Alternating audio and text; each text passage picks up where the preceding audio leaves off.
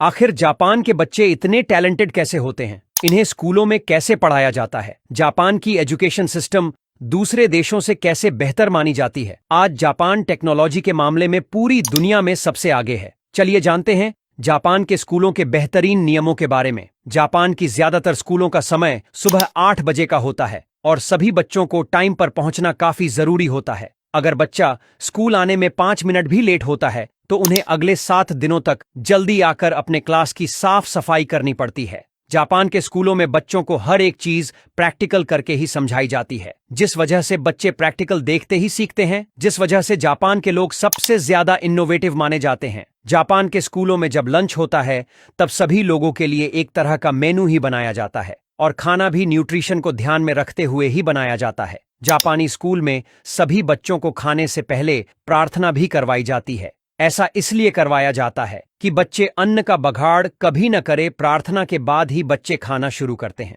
School के सभी teachers और प्रिंसिपल भी यही खाना खाते हैं। इससे बच्चों में पारिवारिक वैल्यू स्थापित होती है। खास बात तो यह है कि बच्चे जब खाना खा लें उसके बाद स्कूल को साफ करने के लिए कोई सफाई कर्मचारी नहीं होते, बल्कि स्कूल के सभी स्टूडेंट्स को मिलकर ही स्कूल की सफाई करनी होती है। औरतों और स्कूल के टीचर और प्रिंसिपल भी बच्चों के साथ स्कूल को साफ करते हैं। स्कूल के क्लास से लेकर बाथरूम तक सभी चीजें सब मिलकर साफ करते हैं। इस तरह जापान के बच्चे को बचपन से ही सफाई रखने की ट्रेनिंग दी जाती है। साथ ही बच्चों से सफाई इसलिए करवाई जाती है ताकि वो अपनी माता को घर साफ करने में मदद कर सके। स्कूल के टीचर और प्रिंसिपल भी बच्चों के साथ इसलिए काम करते हैं ताकि बच्चों को पता चल सके कि कोई काम छोटा नहीं होता। इसके अलावा जापानी स्कूलों में बच्चों को दूसरों से कैसे बात करें, लोगों का मान सम्मान कैसे रखे और अपने भगवान का आदर सत्कार कैसे रखे, वो सारी चीजें सही तरीके से सिखाया जाता है। जापान के स्कूलों में ही बड़ों के सामने झुकने का सिखाया जाता है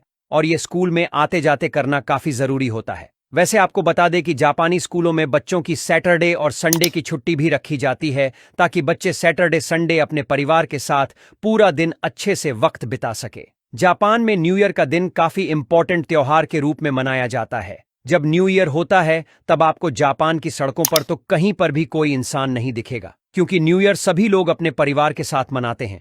वहां के लोग मानते हैं कि परिवार ही जीवन का सबसे सुंदर उपहार है। जापान में बच्चों को कम उम्र से ही सभी का आदर, सत्कार और झुक के बात करने का सिखाया जाता है, जिस वजह से जापान में आपको सभी लोग सामने वाले से काफी आदर और सम्मान के साथ बात करते हुए नजर आएगा।